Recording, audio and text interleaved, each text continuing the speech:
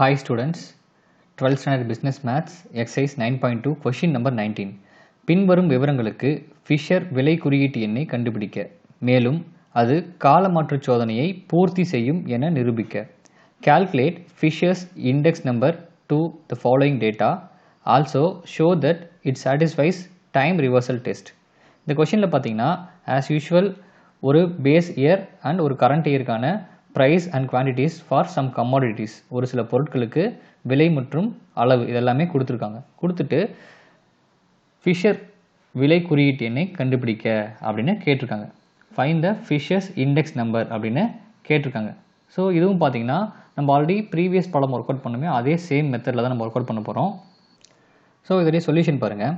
சொல்யூஷனில் Fisher விலை குறியீட்டு எண் ஃபிஷர்ஸ் ப்ரைஸ் இண்டெக்ஸ் நம்பருக்கான formula P01F is equal to square root of summation P1Q0 into summation P1Q1 whole divided by summation P0Q0 into summation P0Q1 into 100.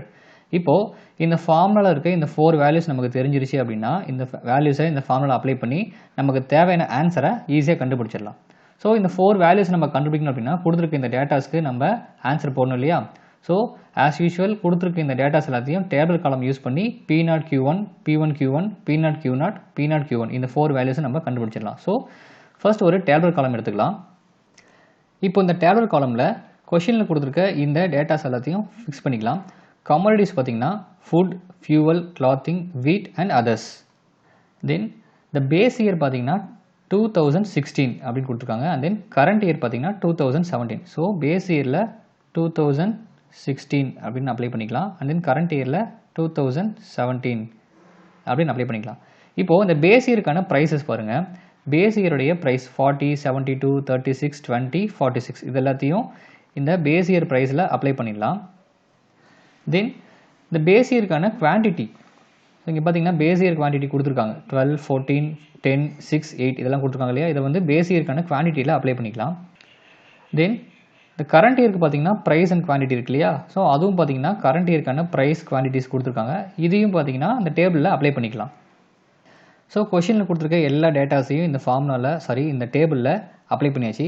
இப்போது இந்த ஃபார்முலாவை complete பண்ணுறதுக்கு தேவையான இந்த 4 வேல்யூஸையும் இந்த 4 காலமில் ஃபிக்ஸ் பண்ணிக்கலாம். இங்கே பார்த்தீங்கன்னா ஃபர்ஸ்ட் P1Q0 இருக்குது. ஸோ இந்த இடத்துல P1Q0 அப்ளை பண்ணிக்கலாம். And then P1Q1, then P0Q0, then P0Q1. So இந்த 4 காலம்ஸ்க்கும் 4 வேல்யூஸ் அப்ளை பண்ணியாச்சு. இப்போது P1Q0 இதோட வேல்யூ வேணும் இல்லையா? ஸோ P1Q0 இது ரெண்டையும் நம்ம மல்டிப்ளை பண்ணணும். First 65 into 12. ஸோ 65 in 12லையும் நம்ம மல்டிப்ளை பண்ணோம் அப்படின்னா நமக்கு 780 அப்படின்னு கிடைக்கும். தென் 78 into 14, 1092. Then 36 into 10, 360. Then 42 into 6, 252.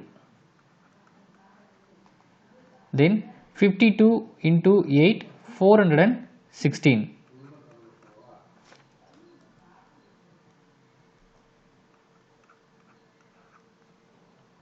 Next P1 into Q1 இது ரெண்டையும் மல்டிப்ளை பண்ணும். ஃபர்ஸ்ட் வேல்யூ பாருங்கள் 65 into 14, 910. தென் 78 into 20, 1560.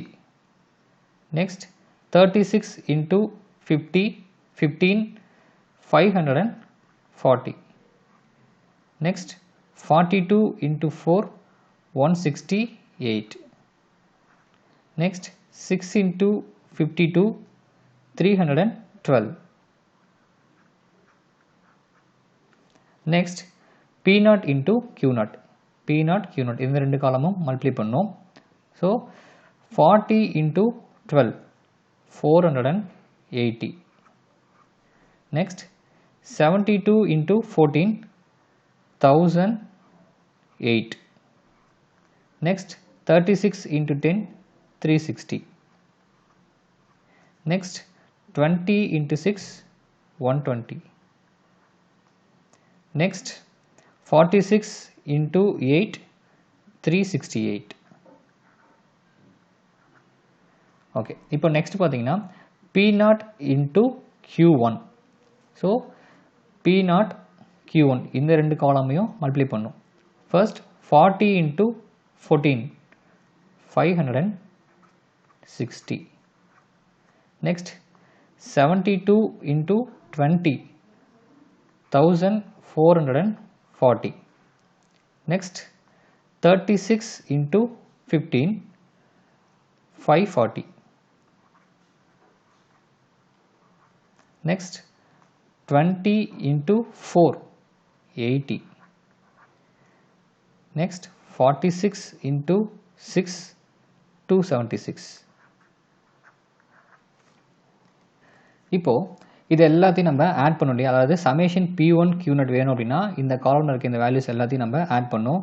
So summation P1 Q0 இது எல்லாத்தையும் ஆட் பண்ணோம் அப்படின்னா, அதாவது 780 + 1092 + 360 + 252 + 416 இது எல்லாத்தையும் ஆட் பண்ணோம்னா நமக்கு 2900 அப்படின்னு கிடைக்கும். And then summation P1 Q1 இது எல்லாத்தையும் ஆட் பண்ணோம் அப்படின்னா நமக்கு 3490 அப்படின்னு கிடைக்கும். அடுத்தது சமேஷன் P0 Q0 இது எல்லாத்தையும் ஆட் பண்ணோம் அப்படின்னா நமக்கு 2336 அப்படின்னு கிடைக்கும். And then summation P0 Q1 இது எல்லாத்தையும் ஆட் பண்ணோம் அப்படின்னா நமக்கு 2896 அப்படின்னு கிடைக்கும். இப்போது இந்த ஃபார்முலாவில் ஃபிக்ஸ் பண்ண தேவையான எல்லா வேல்யூஸும் நம்மக்கிட்ட இருக்குது. ஸோ கிடைச்ச இந்த வேல்யூஸை ஜஸ்ட் அந்த ஃபார்முலாவில் அப்ளை பண்ணலாம். Therefore, the Fisher's price index number P01 F is equal to square root of summation P1 Q0 into summation P1 Q1 divided by summation P0 Q0 into summation P0 Q1 into 100. இப்போ இந்த ஃபார்முலாவில் இந்த tabulation values நம்ம கண்டுபிடிச்ச values எல்லாத்தையும் apply பண்ணலாம். First summation P1 Q0 P1 Q0 உடைய some 2900. So இந்த இடத்துல 2900 அப்படின்னு அப்ளை பண்ணிக்கலாம். இன்டூ சமேஷன் P1 Q1 இதோடைய வேல்யூ பார்த்தீங்கன்னா 3490 divided by summation P0 Q0 P0 Q0 உடைய sum of the values பார்த்தீங்கன்னா 2336 into summation P0 Q1 summation P0 Q1 உடைய வேல்யூ பார்த்தீங்கன்னா 2896 into 100. இப்போது இதில் பார்த்தீங்கன்னா எல்லாமே ஈவன் நம்பர்ஸாக இருக்குது. ஸோ அது நம்ம 2 டேபிள்லேயே கேன்சல் பண்ணிக்கலாம். ஃபர்ஸ்ட் இந்த 3490யும் 2896 இது ரெண்டையும் 2 டேபிளில் கேன்சல் பண்ணோம் அப்படின்னா நமக்கு 1745 அப்படின்னு வரும். இதை டிவைட் பண்ணோம் அப்படின்னா 1448 அப்படின்னு கிடைக்கும். நெக்ஸ்ட் இங்கே பார்த்தீங்கன்னா 2900 இருக்குது, இங்கே வந்து 2336 அப்படின்னு இருக்குது. இது ரெண்டுமே பார்த்தீங்கன்னா 4 டேபிள்லேயே வரும். ஸோ இதை 4 டேபிளில் கேன்சல் பண்ணோம் அப்படின்னா 725 டைம்ஸ் கேன்சல் பண்ணலாம். அதே போல் 2336 இதை வந்து 4 டேபிளில் நம்ம கேன்சல் பண்ணோம் அப்படின்னா 584 டைம்ஸ் கேன்சல் பண்ணலாம். இப்போது நெக்ஸ்ட் பார்த்தீங்கன்னா கேன்சல் பண்ணி கிடைச்ச வேல்யூஸை இந்த இடத்துல எழுதிக்கலாம். 725 divided by 584 into 1745 into 1448 into 100. இப்போது இதுக்கு மேலே நம்மளால் எதுவும் இங்கே கேன்சல் பண்ண முடியாது இல்லையா? ஸோ இதை டைரெக்டாக மல்டிப்ளை பண்ணிக்கலாம். 725 into 1745 இது ரெண்டையும் மல்டிப்ளை பண்ணோம் அப்படின்னா நமக்கு 12,65,125 அப்படின்னு கிடைக்கும். டிவைட் பை 584யும் 1448 இது ரெண்டையும் மல்டிப்ளை பண்ணோம் அப்படின்னா 8,45,632 அப்படின்னு கிடைக்கும் இன்டூ 100. இப்போது இதை நம்ம சிம்பிளை பண்ணோம் இல்லையா, இந்த ஸ்கொயர் ரூட்குள்ளே இருக்க இந்த ஃப்ராக்ஷனை டிவைட் பண்ணும். அதாவது 12,65,125 8,45,632 டிவைட் பண்ணோம் அப்படின்னா நமக்கு 1.4961 அப்படின்னு கிடைக்கும் இன்டூ ஒரு 100. இப்போது 1.4961 இதுக்கு ஸ்கொயர் ரூட் எடுத்தோம் அப்படின்னா நமக்கு 1.2232 அப்படின்னு கிடைக்கும். which means இந்த டெசிமல் பாயிண்ட்டுக்கு அப்புறம் டெசிமல்ஸ் போயிட்டே இருக்கும் இல்லையா, நான் ஃபஸ்ட்டு 4 டிஜிட்ஸ் மட்டும் இங்கே எடுத்திருக்கேன் இன்டூ 100. இப்போது 1.2232 இந்த வேல்யூவை 100ஆல் டிவைட் பண்ணோம், சாரி 100ஆல் மல்டிப்ளை பண்ணோம் அப்படின்னா நமக்கு 122.32 அப்படின்னு கிடைக்கும். therefore P01F அதாவது ஃபிஷர்ஸ்க்கான price index number for these datas, இதுக்கு கிடைச்ச ஆன்சர் பார்த்தீங்கன்னா 122.32. This is the answer.